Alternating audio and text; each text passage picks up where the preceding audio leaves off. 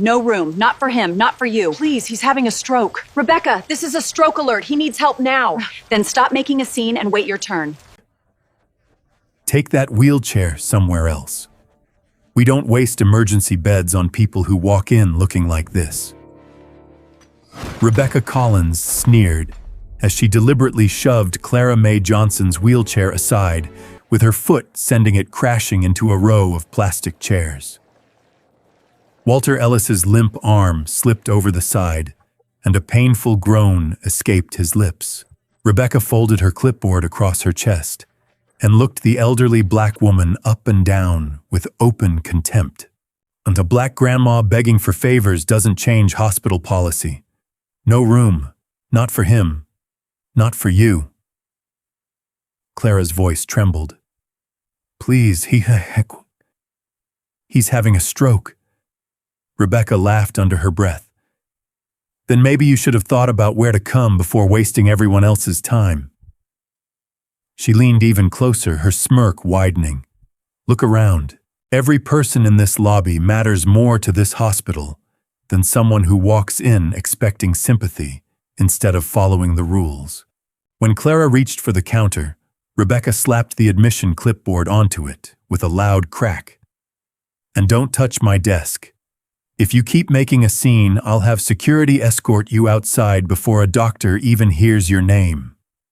The waiting room fell into stunned silence. Just as Walter's breathing became dangerously shallow, the automatic doors slid open. An elderly man with silver hair stepped inside, froze the instant he saw Clara, and whispered in disbelief, "Clara." The color drained from his face. Within minutes, everyone in that emergency lobby would discover that rejecting Clara Mae Johnson had become the most devastating mistake of Rebecca Collins's career. Before we continue, tell us where you're watching from and what time it is in your city. If you believe compassion should never depend on appearance or status, share your thoughts in the comments. And subscribe so you won't miss the powerful truth waiting just ahead. Hey there, the further I get from home, the closer I feel to the people I meet. Funny how that works. Come along. 3 hours earlier, before the rain swallowed the city, and before Mercy Grace Hospital became the center of a life-changing night, Clara Mae Johnson had been tending to the tiny vegetable garden behind her modest brick home on Maple Street. At 74, Clara moved more slowly than she once had, but every motion carried quiet purpose. Her neighbors often joked that she knew every child by name, every birthday on the block, and every family that needed a warm meal before they admitted they were struggling. Few people knew where the money came from whenever groceries mysteriously appeared on a widow's porch, or when a child's medical bill suddenly disappeared. Clara never took credit. She simply smiled and said, "God has a way of sending help through ordinary hands." That evening, she was preparing homemade chicken soup when frantic pounding shook her front door. "Miss Clara, please." She hurried to open it. Standing outside, soaked by the first drops of rain, was 16-year-old Noah Ellis. His face was streaked with tears. "It's Grandpa," he collapsed.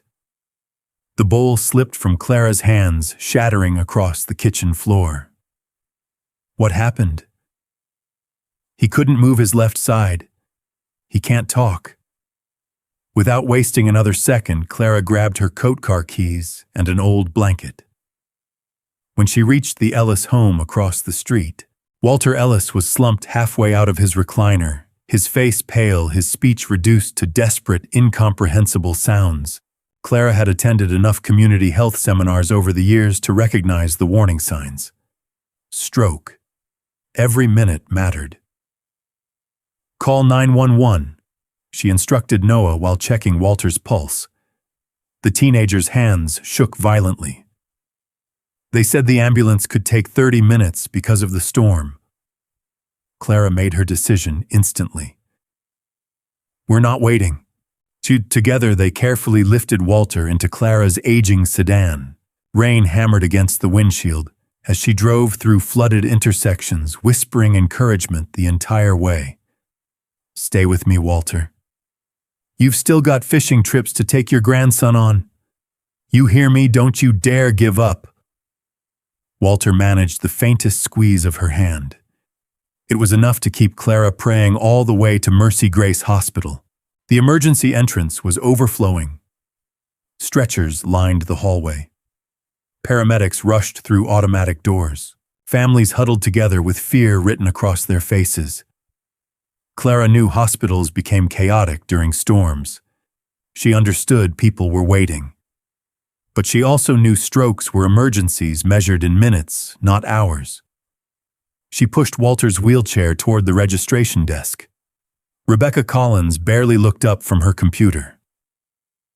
Name: Walter Ellis. Clara answered quickly. He's 78. I believe he's having a stroke. Rebecca continued typing. Insurance card. It's in his wallet. Please, he needs a doctor first. Rebecca finally raised her eyes. Instead of looking at Walter, she examined Clara's faded coat, worn shoes, and rain-soaked hair. Her expression hardened. We need identification and insurance before we process anything. Clara reached into Walter's jacket with trembling fingers, searching for his wallet. Walter suddenly groaned. His right hand twitched uncontrollably. A nearby nurse glanced over with concern. Rebecca noticed it too. Instead of calling for medical assistance, she sighed dramatically. We're at capacity tonight. Clara stared at her. What? There are no available emergency beds. But he's having a stroke. Rebecca shrugged. So are 3 other patients waiting for evaluation. Clara felt her heart sink. There has to be someone who can examine him. Rebecca clicked her pen impatiently. Everyone here believes their emergency should come first. Just then, expensive tires rolled to a stop outside the entrance. A luxury SUV pulled beneath the emergency canopy. Hospital staff hurried toward the vehicle. A well-dressed businessman stepped out supporting his wife, whose wrist appeared swollen. Within moments, another clerk escorted them directly through the secured doors. Clara watched in disbelief. They just arrived, Rebecca answered without a hint of embarrassment. They were pre-registered. But her wrist, Rebecca cut her off. I'm not discussing another patient's case. Clara looked down at Walter. His breathing had become slower. His words had disappeared entirely. Tears gathered in her eyes. She leaned over him. I'm here, Walter. You are not alone. Noah stood beside her, silently crying. Rebecca tapped the counter. If you aren't completing registration, please step aside. Clara slowly lifted her head. Miss, if this were your father sitting here, would you still tell him to wait? For the first time, Rebecca's expression shifted not toward compassion but irritation. My personal life has nothing to do with hospital policy. She pointed toward a crowded row of plastic chairs. Take him over there until someone calls your name. Clara looked toward the waiting area. Every seat was filled. Several patients were lying on the floor. Walter could barely remain upright in the wheelchair. He can't wait over there. Rebecca leaned back in her chair. Then that's your problem, not mine. The words struck the room harder than the thunder outside. Several visitors exchanged uneasy glances. A middle-aged woman quietly whispered to her husband, "Did she really just say that?" Before anyone could respond, Tanya Harris emerged from a treatment hallway carrying medical supplies. She immediately noticed Walter. Years of emergency nursing had trained her eyes to recognize subtle signs. Facial drooping, one-sided weakness, loss of speech. Her pace quickened. She knelt beside the wheelchair. "Sir." Walter barely responded. Tanya looked up at Clara. "How long has he been like this?" "Less than 40 minutes. Tanya's face tightened. She turned toward Rebecca. "He needs a stroke assessment now." Rebecca didn't even stand. "We're full." That doesn't matter. It does tonight. Tanya lowered her voice. Rebecca. Every minute without treatment means brain cells are dying. Rebecca's jaw stiffened. I said we're following procedure. For a brief moment, Tanya and Rebecca stared at one another across the lobby. Neither woman spoke. The storm outside seemed to disappear beneath the unbearable silence growing inside the emergency department. Then Walter suddenly slumped farther to one side. His breathing became uneven. Clara caught him before he slipped from the wheelchair. Fear swept through the waiting room. Several people instinctively stood, and somewhere near the back of the lobby, a cell phone camera quietly began recording everything. No one, not Clara, not Rebecca, not Tanya, noticed the tiny red recording light. But before the night was over, that single video would change every life inside Mercy Grace Hospital forever. The red recording light on the stranger's phone continued blinking unnoticed. Walter Ellis's head sagged farther against the wheelchair. His breathing came in uneven bursts, each one weaker than the last. Sir Mr. Ellis. Tanya Harris gently squeezed his shoulder. There was almost no response. Her emergency training screamed the same conclusion. Every second they delayed meant more brain tissue was dying. She stood abruptly. I'm getting Dr. Collins. Rebecca's sharp voice stopped her before she had taken 2 steps. You're not leaving this desk over one unregistered patient. Tanya turned slowly. He isn't an unregistered patient. He's a possible stroke alert.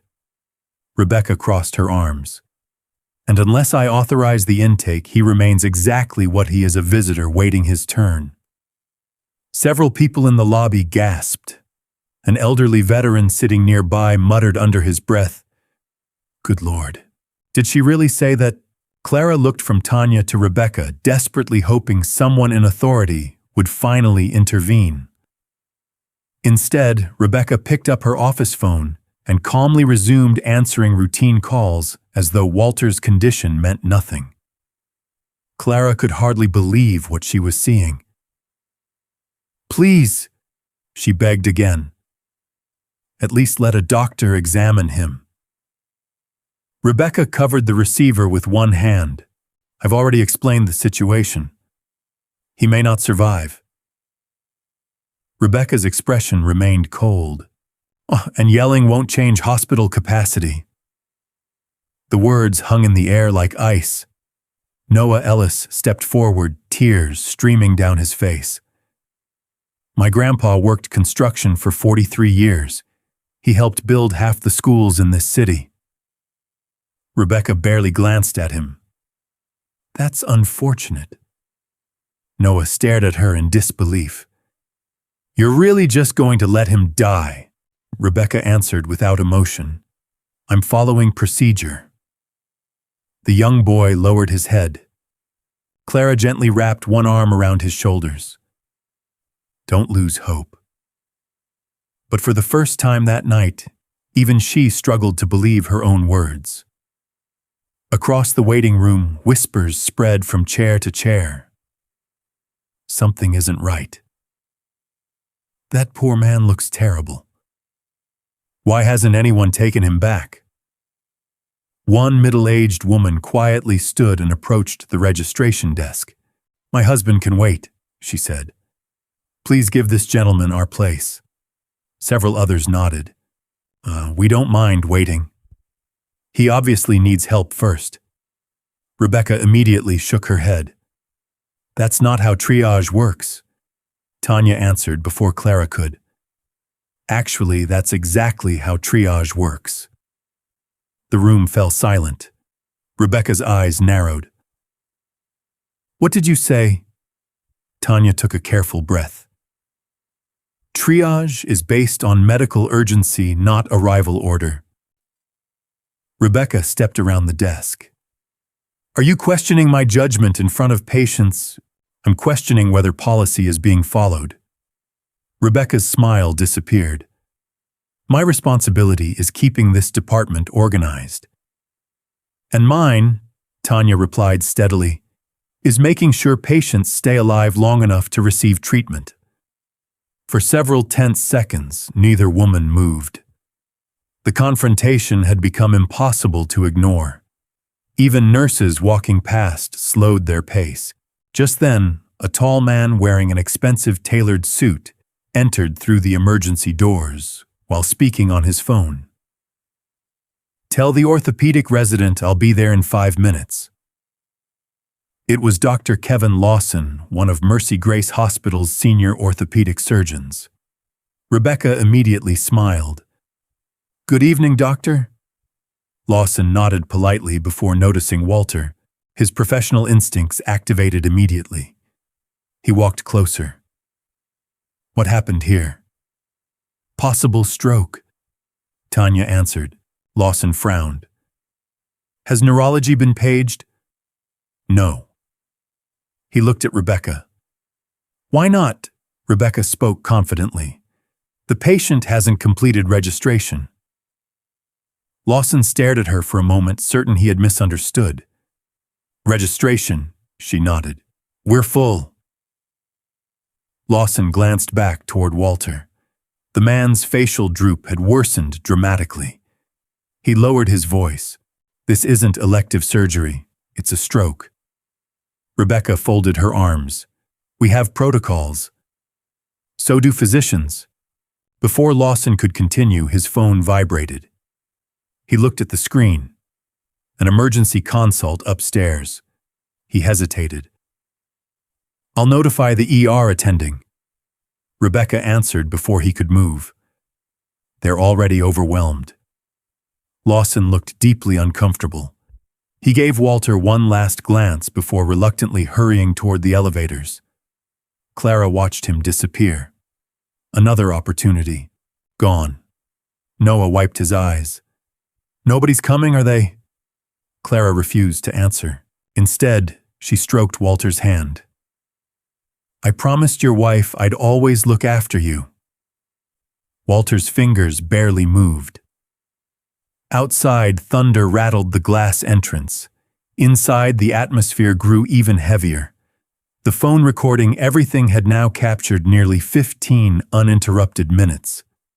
Its owner quietly uploaded the first clip to social media with a single caption. Hospital refuses to treat elderly stroke victim, while clerk argues about paperwork. Within minutes, notifications began appearing. Shares, comments, angry reactions. Neither Rebecca nor hospital administration knew that thousands of strangers were already watching events unfold in real time.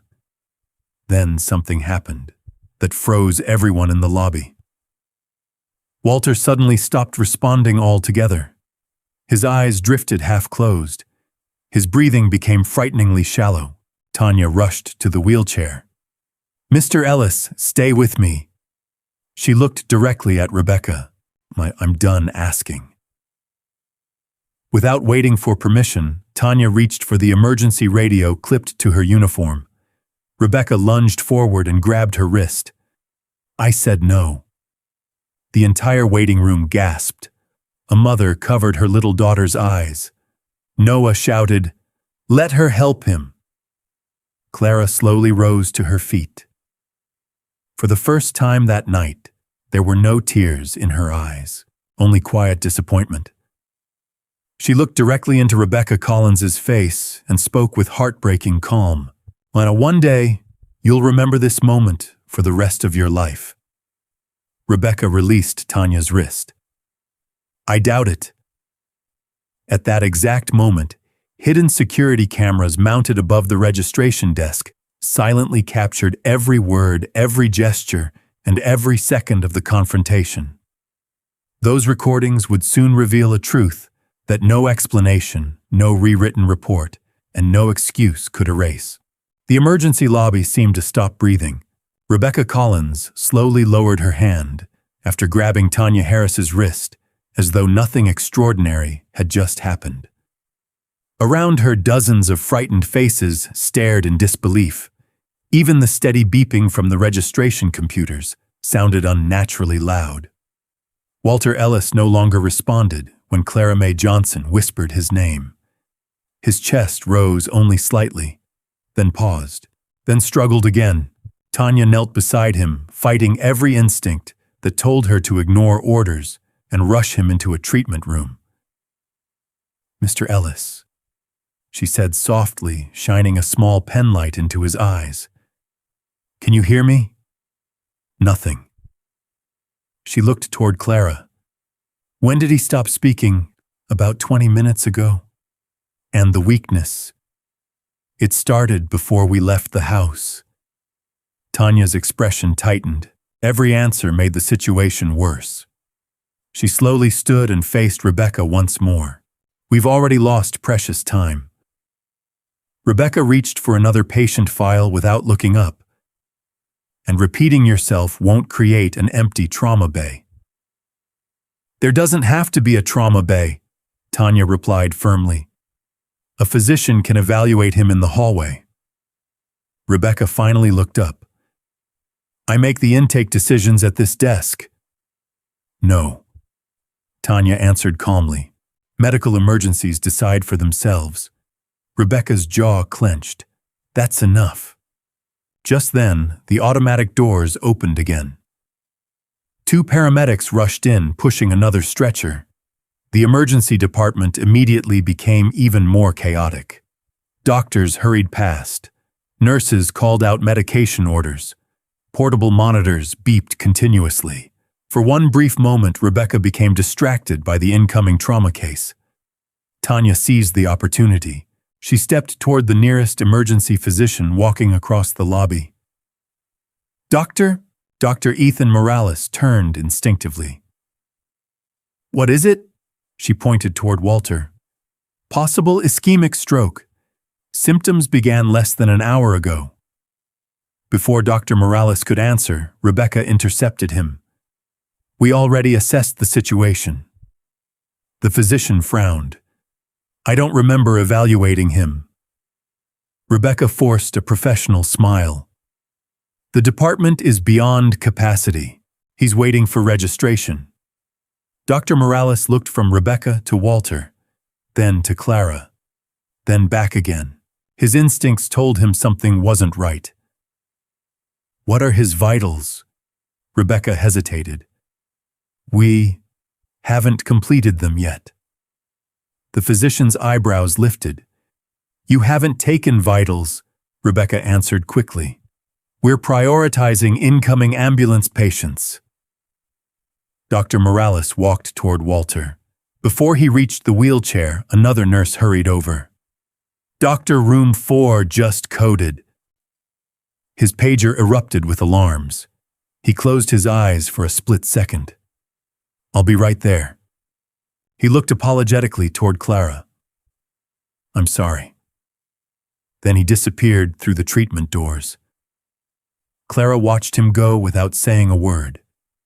She had seen that expression before. A good person trapped inside a broken system. Beside her, Noah Ellis quietly wiped away tears. "Miss Clara." She squeezed his shoulder. "We keep believing, but nobody's helping." She didn't answer, because she no longer knew how. Across the waiting room, the video posted only minutes earlier was spreading faster than anyone imagined. Comments poured in. "Why isn't anyone treating him? Someone call hospital administration. This can't be real." One local journalist reposted the clip, then another. Within 20 minutes, thousands of people across Charlotte were watching the confrontation unfold. Back inside Mercy Grace Hospital, no one behind the registration desk had any idea. Rebecca continued typing patient information as though the evening were perfectly routine. Then the landline on her desk rang. She answered without enthusiasm. "Emergency registration." Her expression shifted. "Yes." A pause. "No, everything is under control." Another pause. "We're simply experiencing higher than normal volume." She hung up. Tanya noticed the slight tension in Rebecca's face. "Who was that?" Rebecca ignored the question. Instead, She opened Walter's incomplete electronic file for the first time. Name, age, emergency contact, insurance. She stopped when she reached the address, Maple Street. Something about it seemed oddly familiar. She frowned for only a second before dismissing the thought. It meant nothing, or so she believed. Meanwhile, Clara gently adjusted the blanket over Walter's legs. His skin had become noticeably colder. She leaned closer. "You once told me real friends never count favors." A faint tear rolled down her cheek. "So tonight I'm asking you for one." She clasped his frail hand. "Stay. Only stay." A sudden voice interrupted the silence. "I've been recording everything." Everyone turned. The middle-aged woman who had earlier offered her place in line stepped forward, holding up her phone. "I recorded how she refused treatment." She pointed directly at Rebecca. "I recorded her stopping the nurse." Several people immediately nodded. "So did I. I have video too. My husband caught the whole thing." Rebecca's confidence cracked for the first time. "You are not permitted to record hospital staff." The woman answered without hesitation. "And you're not supposed to deny emergency care to someone having a stroke." Applause broke out from several corners of the waiting room. It wasn't loud, but it was enough. Rebecca felt dozens of eyes fixed upon her. She quickly straightened her uniform. Security. 2 hospital security officers approached. One was a younger officer named Daniel Brooks, the other an older supervisor named Carl Benton. Rebecca pointed toward Clara. "This woman has been disrupting operations for nearly an hour." Daniel looked at Clara, then at Walter, then at Tanya. Finally, he quietly asked, "Ma'am, what's actually happening here?" Before Rebecca could answer, Tanya spoke first. "He needs immediate medical evaluation." Rebecca interrupted. "He needs to wait." Daniel frowned. "He looks critical." Rebecca's voice sharpened. "Your job isn't medical judgment." "No," Daniel replied carefully, "but it is public safety." Carl Benton stepped beside Walter's wheelchair. He had worked hospital security for 23 years. He had seen panic. He had seen grief. He had also seen administrative mistakes. This felt different. He lowered himself beside Clara. "Ma'am." She looked up. "When did he collapse?" "About an hour ago." Carl slowly stood. His face had grown noticeably more serious. He turned toward Rebecca. "We may have a problem." Rebecca forced another smile. "No, Carl." Her voice sounded less certain than before. "We have a family refusing to follow procedure." But at that exact moment, every computer monitor at the registration desk chimed simultaneously with an incoming administrative alert. Rebecca clicked the notification. Her face turned pale. "Urgent Hospital Executive Office requests immediate report regarding social media video involving emergency department registration. Respond immediately." The waiting room remained silent. Rebecca read the message twice, then a third time. Across the room, Clara still held Walter's hand, unaware that beyond the walls of Mercy Grace Hospital, the entire night was beginning to spiral beyond anyone's control. For the first time since she had arrogantly said, "No room." Rebecca Collins realized this was no longer just another difficult shift. Someone important had started paying attention. The notification remained frozen on Rebecca Collins's monitor. "Urgent contact Hospital Executive Office immediately." For the first time that night, her confidence wavered. She glanced around the registration desk, hoping no one had noticed the message flashing across her screen. But Tanya Harris had already seen the color drain from Rebecca's face. "Something wrong?" Tanya asked quietly. Rebecca clicked the notification closed. "Nothing that concerns you. It concerns every patient sitting in this lobby." Rebecca ignored her. She reached for the office phone and dialed the executive extension with noticeably less confidence than before. The emergency registration, Rebecca Collins speaking. A calm voice answered. This is administrative operations. Rebecca forced a professional smile into her voice. I received the executive alert. We're aware. I'd like to explain the situation. You'll have that opportunity. A brief silence followed. Security footage from the emergency lobby has already been requested. Rebecca's grip tightened around the receiver. Security footage, along with registration logs, patient timestamps, and employee badge activity. Rebecca swallowed. There seems to be some misunderstanding. The executive office prefers evidence over explanations. The line went dead. Rebecca slowly lowered the phone. For the first time all evening, she felt genuinely afraid. Across the lobby, Clara Mae Johnson remained kneeling beside Walter Ellis. She gently wiped the rainwater and perspiration from his forehead, using the edge of her faded handkerchief. You always told me kindness comes back around, she whispered. I hope you're right. Walter's breathing had become slower, but it hadn't stopped. Clara clung to that small blessing. Nearby, Noah Ellis sat with his head buried in his hands. He suddenly looked up. Miss Clara. Yes. I never told you this. She offered him a tired smile. You don't have to. I do. His voice trembled. When my mom passed away, we couldn't afford the funeral. Clara quietly lowered her eyes. You remember someone paid for everything? She nodded. Noah's eyes filled with tears. My grandpa found out later. Clara looked surprised. He did. He never told you because he knew you'd be embarrassed. Noah smiled sadly. He spent 3 years trying to figure out who helped us. Clara reached over and squeezed his shoulder. Some gifts are meant to stay anonymous. I know. But tonight, he looked toward Walter. It's our turn to protect you. Clara's eyes glistened. Before she could answer, another familiar voice interrupted. Tanya, she turned. It was charge nurse Linda Foster, 58 years old, 29 years at Mercy Grace Hospital, known throughout the building for remaining calm under impossible circumstances. She had just come downstairs after hearing whispers about an incident in the lobby. What exactly is happening? Tanya spoke honestly. We have a probable stroke patient who's been waiting over an hour. Linda's expression hardened.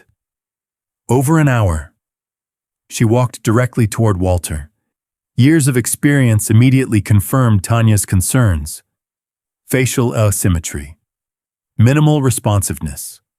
Obvious neurological decline. Linda looked at Rebecca. Why hasn't stroke protocol been activated? Rebecca answered quickly. We're beyond capacity. Linda didn't blink. I didn't ask about capacity. Rebecca hesitated. We're still processing intake. Linda's voice became noticeably firmer. Emergency medicine begins with assessment. Rebecca folded her arms. I followed procedure. Linda took one slow step closer. I've worked emergency nursing longer than you've worked in healthcare. The waiting room became completely silent. Linda continued, if this man loses brain function because paperwork mattered more than medicine. She stopped herself. Her eyes shifted toward Walter again. None of us will forget tonight. Rebecca looked away. For the first time, she had no immediate response. Meanwhile, upstairs in the executive offices, 3 administrators sat around a conference table. Hospital CEO Martin Holloway watched the viral video replay for the 4th time. No one spoke. The room felt heavy. Finally, Vice President of Clinical Operations. Denise Walker broke the silence. Have we verified authenticity? Director of Risk Management. Alan Pierce nodded. The timestamps match. What about registration records? They're worse. Martin frowned. Worse how? Alan slid a printed report across the table. Mr. Walter Ellis arrived 58 minutes before several patients who have already been admitted. Martin slowly removed his glasses. No. Alan nodded. The registration system confirms it. Denise leaned forward. Who authorized bypassing him? Alan answered quietly. Rebecca Collins. Martin closed the file. I want surveillance footage. It's already downloading. I also want every employee who witnessed this identified. Denise looked toward the large window overlooking the city. If this video keeps spreading... Alan finished the sentence. It won't just become a staffing issue. It becomes a public trust issue. Back downstairs, the atmosphere continued changing. Visitors who had remained silent earlier were now openly comforting Clara. A young mother handed Noah a bottle of water. An elderly veteran removed his own jacket and draped it over Walter's legs. Someone quietly prayed. Another person whispered, "She's not alone anymore." Tanya noticed something else. Every few minutes, more people entering the emergency department looked toward Rebecca instead of the reception desk. Several held phones. Some were watching the viral clip. Others were recording the lobby themselves. Rebecca could feel it. The entire room had turned against her. She attempted to regain control. Everyone needs to stop filming immediately. Nobody moved. Daniel Brooks, the younger security officer, quietly stepped beside her. They're standing in a public waiting area. They're interfering. They're standing quietly. Rebecca lowered her voice. You're supposed to support staff. Daniel answered just as softly. I'm supposed to support what's right. Those words landed harder than he intended. Rebecca stared at him. You'll regret saying that. Daniel didn't answer. Across the room, Tanya's phone vibrated. She glanced at the screen. Her heart skipped. The message came from an old college friend working in hospital administration. Executive leadership is coming downstairs. Don't let anyone alter records. Everything is being audited. Tanya slowly locked her phone. She looked toward Rebecca, then toward Clara. Something told her the night was about to change forever. Not because someone powerful had arrived, but because the truth had finally become impossible to hide.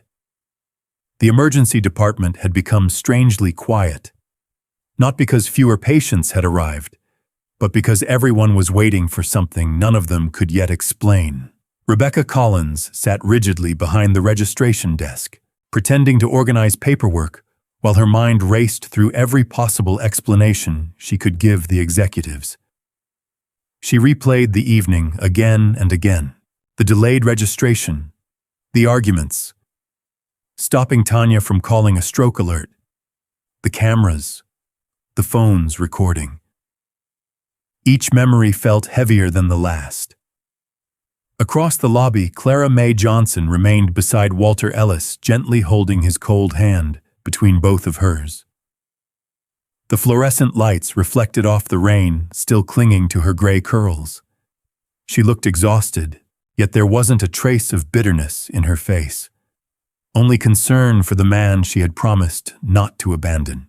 Tanya approached quietly with a warm blanket. I'm sorry it took so long. Clara offered a grateful smile. You've already done more than you were allowed to. Tanya knelt beside Walter. I wish I could have done more. You still can. Tanya looked confused. Clara nodded toward the frightened families filling the waiting room. Keep remembering why you became a nurse. Those words settled deep inside Tanya's heart.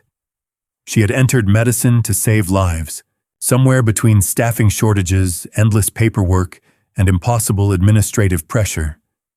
She had begun forgetting that simple truth. Not tonight. Never again. Before either woman could speak again, Daniel Brooks hurried across the lobby. "Tanya." She stood immediately. "What happened?" The executive elevator just opened. Several employees instinctively looked toward the far end of the hallway. Hospital Chief Executive Officer Martin Holloway stepped out first, followed closely by Vice President Denise Walker, Risk Director Alan Pierce, and 2 members of the hospital's legal department. No one spoke. The atmosphere changed instantly. Rebecca forced herself to stand. "Good evening, Mr. Holloway." The CEO didn't answer. Instead, his eyes slowly swept across the waiting room. He saw Walter. He saw Clara kneeling on the floor. He saw dozens of visitors still holding phones. Then he turned toward Tanya. "Is the patient still waiting?" Tanya answered honestly. "Yes, sir." Martin closed his eyes for one painful second. "How long?" "Approximately 1 hour and 23 minutes. A stunned silence followed. Denise Walker looked directly at Rebecca. "Is that accurate?" Rebecca swallowed. "We've experienced unusually high volume." "I asked whether it's accurate." "Yes." Martin immediately turned toward Alan. "Preserve every surveillance recording." "Already done." "Lock the registration system." "Done." "No files are to be altered." Rebecca's breathing became shallow. "I never intended." Martin raised one hand. "Please stop." His voice wasn't loud. It didn't need to be. "I've spent 32 years in hospital administration." He looked toward Walter. "I know what delayed stroke treatment can cost." Rebecca's eyes dropped to the floor. Just then, another notification appeared on Alan Pierce's tablet. He frowned. What is it?" Denise asked. Alan slowly looked up. "The original video has passed 2 million views." Several employees exchanged anxious glances. Martin remained expressionless. This stopped being a public relations issue the moment emergency care was delayed. He looked toward Tanya. "Get Mr. Ellis into treatment. Now."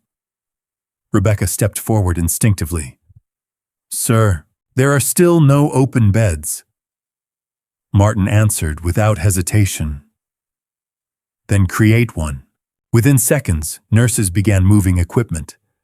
A hallway treatment area was converted into an emergency stroke station. Doctors rushed toward Walter.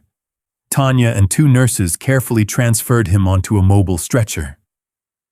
As they rolled him away, Walter's fingers weakly brushed against Clara's hand. She smiled through tears. "You keep fighting. We'll be right behind you." The treatment doors closed. For the first time in nearly 90 minutes, Walter Ellis was finally receiving medical attention. The waiting room released a collective breath. Martin turned back toward Clara. "I'm deeply sorry." She slowly shook her head. "Don't apologize to me." Her voice remained gentle. "Save him." Those 2 words struck Martin harder than any accusation could have. He nodded once. "We'll do everything we can." Meanwhile, outside the hospital, headlights cut through the rain as a dark blue vintage Lincoln Town car rolled quietly beneath the emergency entrance canopy.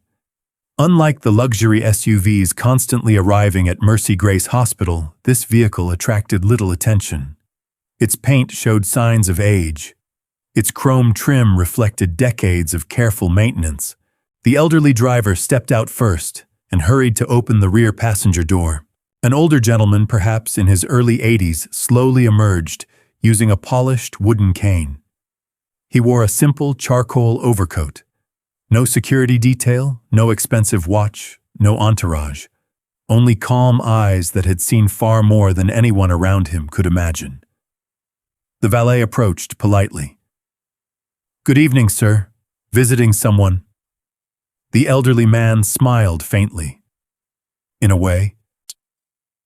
He looked toward the glowing hospital sign. Mercy Grace Hospital. His gaze lingered there for several long seconds, almost as though he were remembering another time, another generation, another promise. Inside the emergency department, Martin was still speaking with witnesses while legal staff collected statements. Daniel Brooks quietly approached Alan Pierce. "Sir." "Yes. I think you'll want this." So he handed over 3 written witness statements from patients who had remained in the lobby since Clara's arrival. Each statement described nearly identical events. Rebecca refusing treatment. Rebecca stopping Tanya. Rebecca ordering security to remove Clara. Alan read every page carefully. His expression darkened. "Thank you." As Daniel walked away, another security officer rushed toward the executive team. "Mr. Holloway." Martin turned. "What is it?" "The gentleman who just arrived." "To which gentleman?" The officer glanced toward the entrance. "I don't recognize him." Martin barely looked up. "We'll speak with him shortly." The officer hesitated. "I think you should meet him now." Something in the young man's voice caused Martin to pause. At the same moment, the elderly visitor slowly pushed open the emergency department doors. The conversations stopped one by one. Several longtime nurses looked toward the entrance. One gasped softly. Another straightened her posture instinctively. A gray-haired physician whispered under his breath, "It can't be." The old gentleman removed his rain hat, quietly scanned the crowded lobby, and then fixed his eyes on a single empty wheelchair beside the registration desk. His face changed, not with anger, with heartbreak. He whispered so softly that only the nearest nurse could hear. "I prayed I'd never see this hospital lose its soul." No one yet understood why those words carried such unbearable weight. But within moments, every secret Mercy Grace hospital had buried for decades would begin rising to the surface. The emergency department remained unnaturally still. The elderly gentleman stood quietly near the entrance, his rain-soaked overcoat hanging neatly over his shoulders. He didn't announce himself. He didn't demand attention. Instead, he watched the nurses rushing Walter Ellis toward the emergency treatment area, his expression growing heavier with every passing second.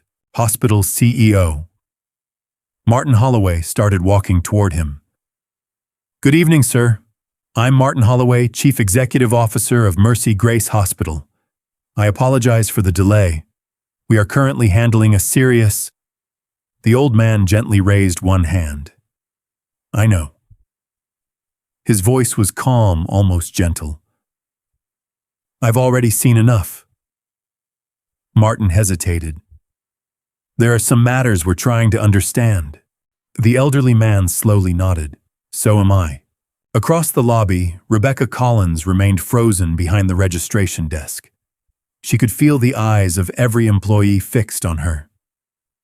The confidence she had displayed earlier was gone, replaced by growing panic. She knew the executives had the surveillance footage. She knew the witnesses had spoken. But somewhere inside, she still believed she could save herself. Taking a slow breath, Rebecca stepped toward Martin. "Mr. Holloway, I'd like to explain." Martin turned to face her. "You'll have every opportunity." Rebecca nodded quickly. "The video doesn't show everything." "What doesn't it show?" She swallowed. "The department was overwhelmed. We were following emergency capacity guidelines." Alan Pierce quietly opened a tablet displaying the electronic records. "It also doesn't show why 3 patients who arrived after Mr. Ellis were admitted before him, Rebecca's lips parted. Those cases were different. How? They required immediate evaluation. Alan looked directly into her eyes. So did Mr. Ellis. Rebecca felt her heartbeat quicken. She looked desperately around the room, hoping someone would support her. No one did. Instead, charge nurse Linda Foster stepped forward. "I'd like my statement added to the investigation." Martin nodded. "Go ahead." Linda looked toward Rebecca before speaking. "I informed Ms. Collins that the patient met stroke alert criteria." Rebecca interrupted. "You only gave your opinion." Linda didn't raise her voice. "I gave a clinical assessment." Tanya Harris stepped beside Linda. "So did I." Daniel Brooks joined them. "And I witnessed Ms. Collins prevent Nurse Harris from calling for immediate assistance." Another voice came from behind. "So did I." The middle-aged woman who had recorded the incident walked forward, still holding her phone. "My husband and I saw everything." Within seconds, more people began speaking. "I was sitting right there." She told the old lady to wait. "I heard her threaten to call security." She pushed the wheelchair. One witness after another stepped forward. Rebecca slowly realized something terrifying. She wasn't facing one complaint. She was facing dozens. The lobby had become a courtroom, and every witness remembered the same story. Rebecca's breathing became shallow. "They're exaggerating." No one answered. Alan quietly pressed a button on his tablet. Large monitors used for patient announcements suddenly switched to footage from the emergency lobby security cameras. The timestamp appeared. Every employee watched in silence. Rebecca's own voice echoed across the room. "No room. Not for him. Not for you." Another angle appeared, her foot striking the wheelchair, Walter nearly slipping sideways. Another recording, Tanya reaching for her emergency radio, Rebecca grabbing her wrist. No one spoke. There was nothing left to debate. When the final clip ended, Martin slowly turned off the monitor. The silence felt unbearable. Rebecca's shoulders sagged. I was under pressure." Martin answered quietly. "So was every nurse in this building." She looked toward Tanya. "I never meant for anyone to get hurt." Tanya's eyes filled with disappointment rather than anger. "But someone did." The emergency treatment room doors suddenly burst open.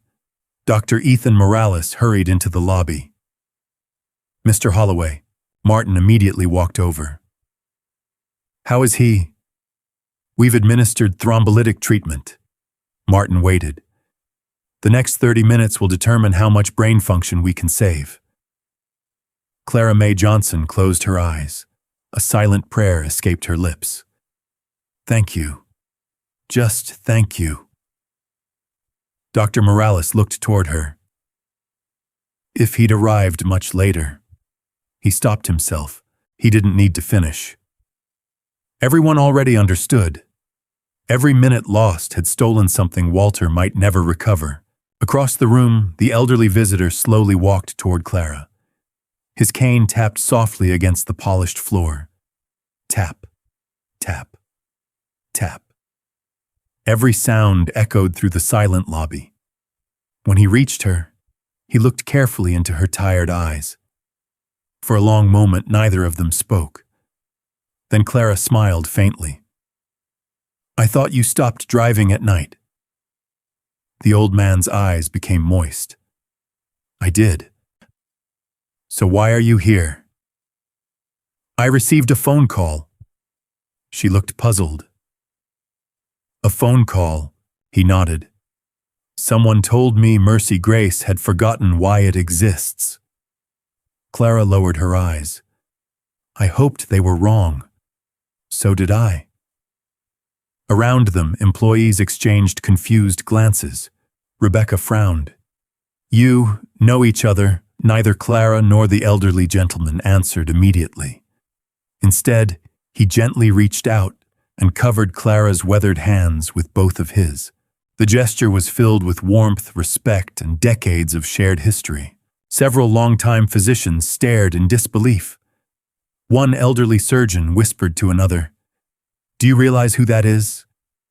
The surgeon nodded slowly, his face turning pale. "Oh my God."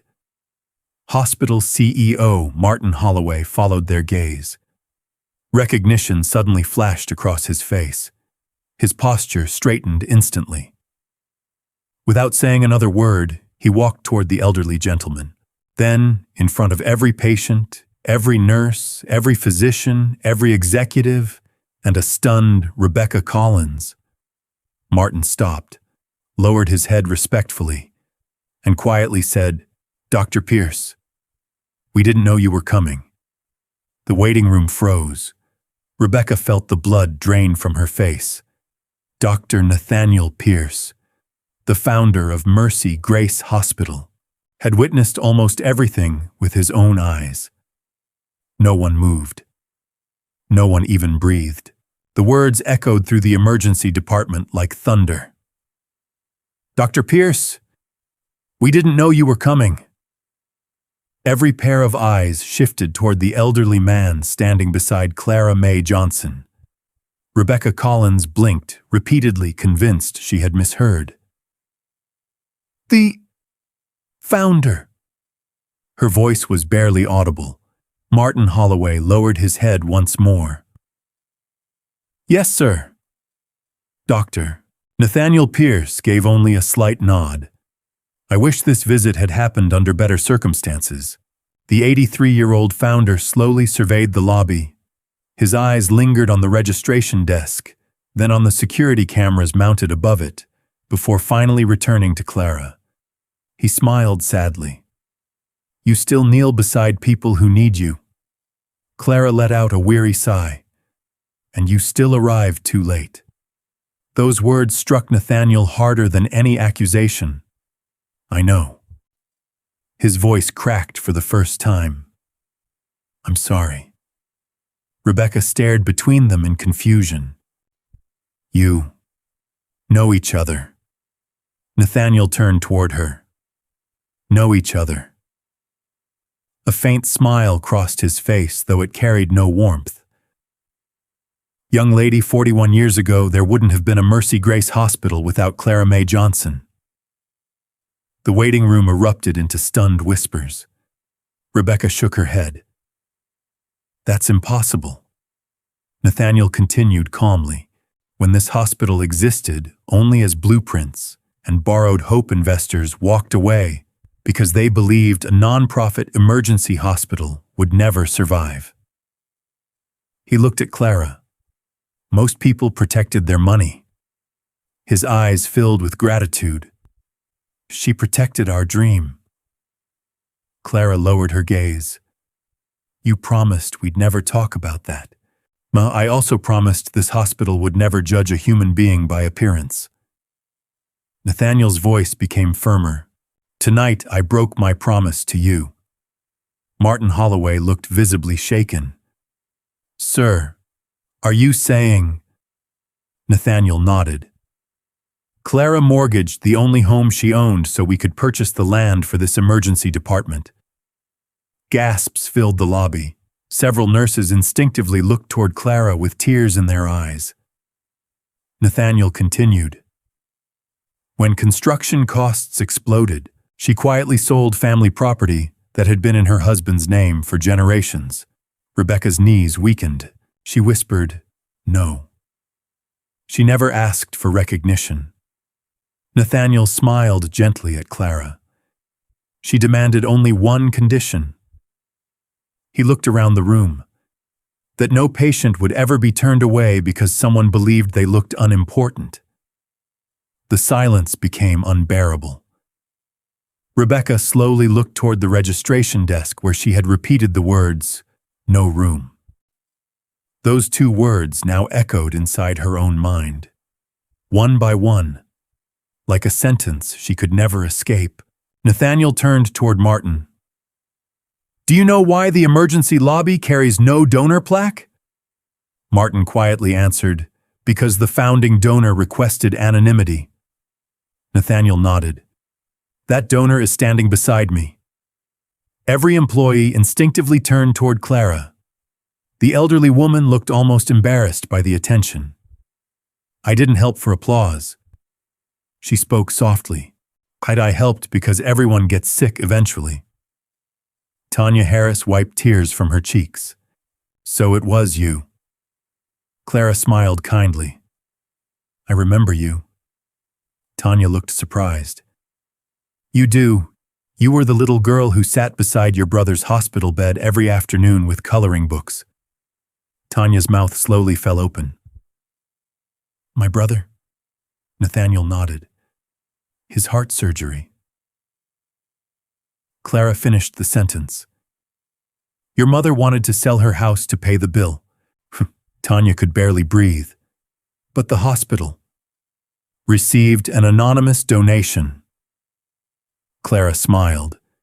More children deserve a chance to grow up. Tanya covered her mouth as tears streamed down her face. For years, her family had wondered who had saved her brother's life.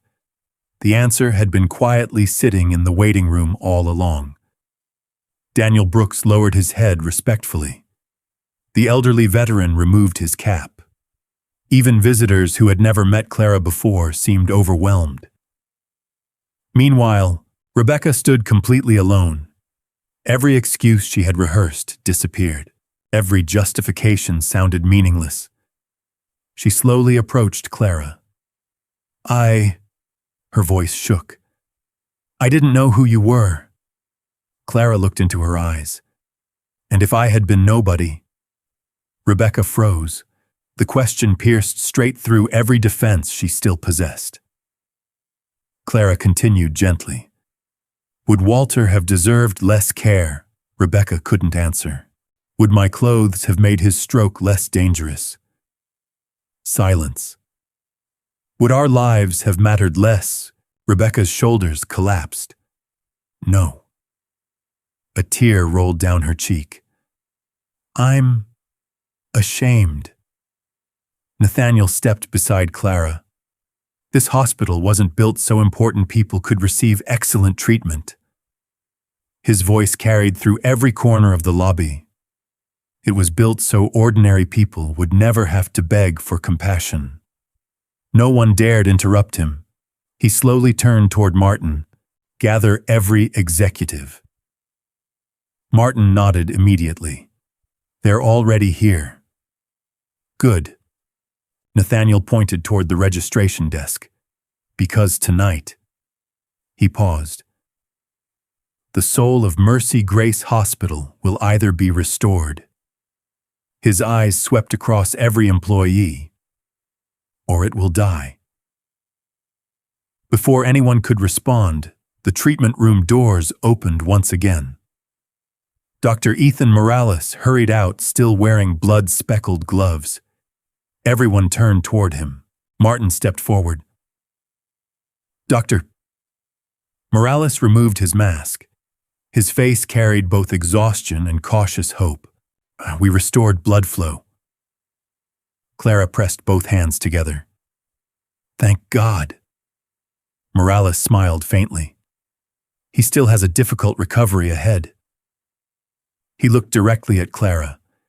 But if treatment had been delayed even 15 more minutes, his unfinished sentence said everything. Walter Ellis had survived, but everyone standing in that lobby understood how close Mercy Grace Hospital had come to allowing a preventable tragedy to happen. And for Rebecca Collins, the longest night of her life was only beginning. The emergency department remained silent long after Dr. Ethan Morales announced that Walter Ellis had survived the procedure. No applause followed, no celebration, only relief, and the crushing realization of how close everyone had come to witnessing a preventable tragedy. Dr. Nathaniel Pierce slowly stepped toward the center of the lobby. Although he was 83 years old, Every person instinctively made room for him. He rested both hands on his wooden cane before speaking. When Mercy Grace Hospital opened its doors 41 years ago, we had 12 beds, 3 physicians, 1 borrowed ambulance, and almost no money. His calm voice carried through the entire lobby. But we had one promise. He looked directly at every employee, and no human being would ever be measured by the clothes they wore, the neighborhood they came from, the color of their skin, or the size of their bank account. No one dared look away. Nathaniel slowly removed a worn leather notebook from inside his overcoat. Its edges were faded. Its pages had yellowed with age. I've carried this notebook since the day this hospital was founded. Theo, he carefully opened it. Inside was a handwritten statement signed decades earlier. The handwriting was elegant, but unmistakably old. Martin Holloway immediately recognized it. The founding charter. Nathaniel nodded. The original. He turned the notebook so everyone could see one sentence written across the first page. Compassion begins before paperwork. Silence spread across the room. Nathaniel gently traced the words with one finger. Those weren't my words. He turned toward Clara Mae Johnson. They were hers. Every eye shifted back to Clara. She looked almost uncomfortable standing at the center of so much attention. I only wrote what should have been obvious. Nathaniel smiled sadly. And yet tonight. He slowly closed the notebook. We forgot. Rebecca Collins finally broke. She stepped away from the registration desk, her hands trembling uncontrollably. I've failed. No one answered. She looked at Clara with tears running freely down her face. When I saw your coat, your shoes, the old car outside, her voice cracked. I assumed you didn't belong here. Clara didn't interrupt. Rebecca continued. I convinced myself I was protecting hospital resources. She lowered her head. But I was really protecting my own prejudice. The confession echoed through the lobby. No excuses, no denial. Only truth. Martin looked toward the legal team. Begin the formal review. Alan Pierce opened a prepared folder. The investigation is complete. Rebecca looked up in surprise. So quickly, Alan answered quietly. We've reviewed surveillance footage, electronic records, employee statements, witness videos, and patient timelines. He paused. Every source tells the same story. He read from the report. At 7:18 p.m., Mr. Walter Ellis arrived. At 7:23 p.m., symptoms consistent with acute stroke were documented by staff observations. At 7:31 p.m., Nurse Tanya Harris recommended immediate stroke evaluation. At 7:32 p.m., that recommendation was denied. At 7:49 p.m., charge nurse Linda Foster repeated the recommendation. Again denied. At 8:36 p.m., emergency treatment finally began. Alan slowly closed the report. A delay of approximately 78 minutes. The numbers struck the room harder than anger ever could. Nathaniel looked toward Martin. How many neurons die during an untreated stroke each minute? Martin answered softly. Approximately 1.9 million.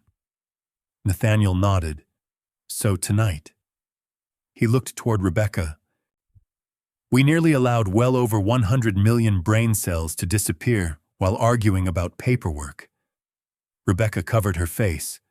She couldn't bear hearing another word. Martin inhaled deeply. As Chief Executive Officer, he paused. I accept responsibility for the culture that allowed this to happen. Several administrators looked surprised. Denise Walker quietly nodded. We all share that responsibility. Nathaniel turned toward Tanya. You spoke when it would have been easier to stay silent. Tanya lowered her head. I almost gave up. But you didn't. He smiled warmly. That's what courage looks like. He then faced Daniel Brooks. You questioned authority. Daniel shifted uneasily. I only did what seemed right. Nathaniel answered immediately. Exactly. He continued looking around the room. When every great institution survives because ordinary people choose integrity over comfort. Then his eyes returned to Rebecca. I believe people deserve opportunities to learn. Rebecca looked up hopefully. Nathaniel continued. But patients should never pay the price for those lessons. Rebecca closed her eyes. She already understood. Martin looked toward Human Resources Director Elaine Porter, who had quietly arrived during the investigation. Proceed. Elaine unfolded an official document. Rebecca Collins. Rebecca slowly stood straighter. Effective immediately, you are terminated from Mercy Grace Hospital for violations including failure to follow emergency medical protocol, obstruction of patient care, professional misconduct, and conduct inconsistent with the hospital's founding principles. No one reacted with satisfaction. The announcement felt heavy, necessary, but heavy. Elaine continued, your clinical access privileges are revoked.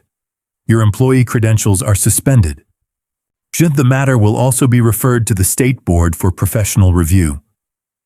Rebecca removed her identification badge with shaking hands. She stared at it for several seconds, then quietly placed it on the registration counter. The same counter where she had told Clara no room. She looked at Clara one final time. I can't undo tonight. Clara's expression remained gentle. No. Rebecca's tears continued falling. But I truly am sorry. Clara slowly walked toward her. The entire lobby watched. Many expected anger. Some expected condemnation. Instead, Clara gently placed a hand on Rebecca's shoulder. I forgive you. Rebecca looked stunned. You? What? I forgive you. Clara's voice remained calm, but forgiveness doesn't erase responsibility. Rebecca nodded silently. I know. It simply gives you a chance to become someone better than the person you were tonight. Rebecca broke down completely. Across the lobby, even seasoned physicians wiped away tears. Nathaniel watched Clara with quiet admiration. He smiled to himself. After 41 years, she still understood Mercy Grace Hospital better than anyone else. And in that moment, every person standing inside those walls realized the hospital's greatest founder had never been the man whose name appeared on legal documents. It had always been the humble black grandmother who believed compassion should come before everything else. No one spoke for several long moments after Clara Mae Johnson forgave Rebecca Collins. The silence that filled Mercy Grace Hospital was unlike the uneasy quiet from earlier that evening. This silence carried reflection, regret, and the unmistakable feeling that everyone present had witnessed something far greater than an administrative investigation. Dr. Nathaniel Pierce slowly stepped beside Martin Holloway. Mercy without accountability is weakness, he said softly. But accountability without compassion is merely another form of cruelty. Martin nodded. I understand. Nathaniel looked across the emergency department one last time before speaking again. I founded this hospital believing medicine begins long before a prescription is written. He pointed toward the registration desk. It begins with the first greeting. His hand slowly shifted toward the waiting room. The first smile. Then toward Clara. The first act of dignity. He turned back to Martin. If those things disappear, this building becomes nothing more than concrete and expensive machines. Martin looked at every employee gathered in the lobby. I won't allow that to happen again. He faced the legal team. Effective immediately, every employee from executives to reception staff will complete mandatory compassion-first emergency training. He continued, every emergency patient will receive an immediate clinical assessment before administrative processing, whenever medically appropriate. Alan Pierce nodded as he recorded each directive. Martin wasn't finished. We're establishing an independent patient advocacy response team available 24 hours a day. Denise Walker added, and any employee who reports unsafe delays in patient care will be protected from retaliation. Several nurses quietly applauded. Tanya Harris stood near the treatment room doors, hardly believing how quickly the culture around her had begun to change. Nathaniel smiled. Now we're beginning to sound like Mercy Grace again. Just then, Dr. Ethan Morales emerged from Walter Ellis's room. This time his expression carried genuine relief. He opened his eyes. Clara covered her mouth. And he recognized Noah. A joyful sob escaped the teenager before he sprinted toward the treatment room.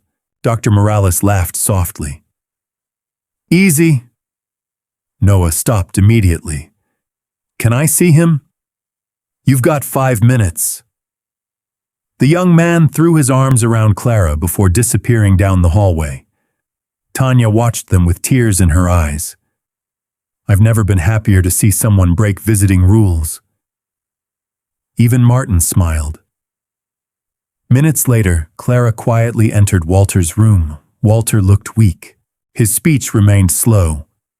But when he saw Clara, his tired face softened. You stayed. Clara gently squeezed his hand. I told you I would.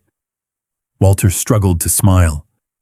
You always keep promises. She laughed through tears. So do you. You fought.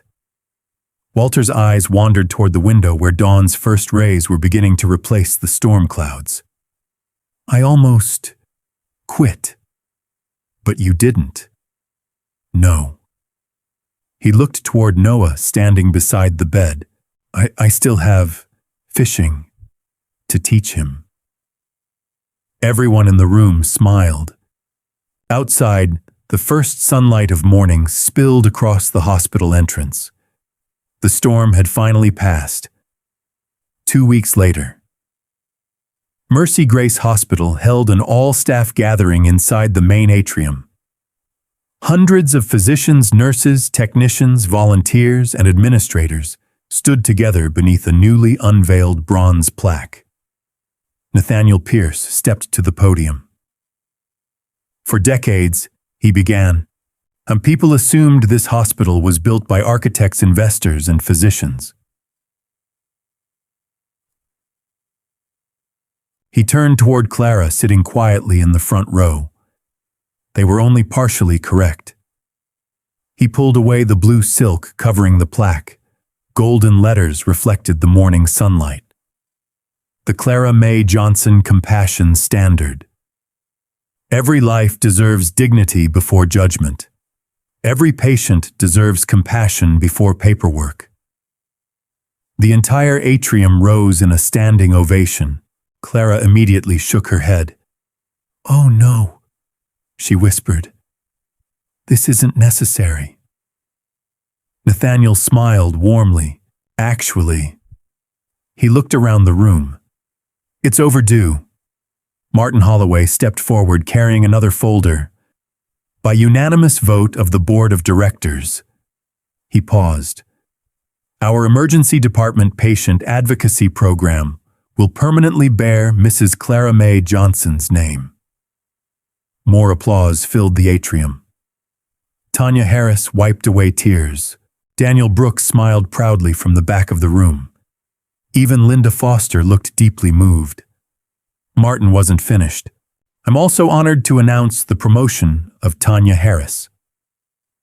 The young nurse looked stunned. What? Effective today, you will serve as clinical coordinator for emergency patient advocacy. The room erupted into applause once more. Nathaniel nodded proudly. Courage should always create opportunity. After the ceremony ended, reporters gathered outside hoping for interviews. They surrounded Clara. Mrs. Johnson, how does it feel to have an entire hospital program named after you? She smiled exactly as she always had. I'm grateful. What message would you give healthcare workers everywhere? Clara looked back at Mercy Grace Hospital. Her eyes rested briefly on the emergency entrance where the longest night of her life had begun. Then she answered, One day every one of us will be the frightened person asking for help. She paused. When that day comes, I hope someone sees a human being before they see a clipboard. The reporters lowered their microphones. No one had a better question than that. As Clara quietly walked toward her old sedan, Nathaniel caught up beside her. You still drive that thing? She laughed. It still gets me where kindness is needed. Nathaniel chuckled. Some things never change. No. She looked toward the busy emergency entrance where nurses welcomed new patients with calm smiles. They finally remembered, so Nathaniel followed her gaze. They remembered because you reminded them. Clara climbed into her aging car without another word. She never asked for recognition. She never sought headlines. She never cared whether anyone knew what she had sacrificed. Because to Clara Mae Johnson, true greatness was never measured by what people remembered about you. It was measured by how many lives became better because you quietly chose compassion when no one was watching. The strongest people are often the ones who never ask to be recognized. True character is revealed in how we treat those who seem to have nothing to offer us. If Clara's story touched your heart, share where you're watching from and tell us what compassion means to you. Don't forget to subscribe for more stories that remind us why kindness and justice will always matter.